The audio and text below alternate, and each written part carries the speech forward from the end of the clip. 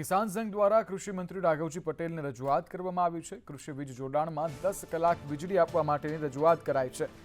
મગફળીમાં હજુ પિયત માટે વીજળીનો સમય વધારવા માટેની માંગ કરાઈ છે। રવિ સિઝનમાં ખાતરના જથ્થાને લઈને પણ રજૂઆત કરવામાં આવી રહી છે।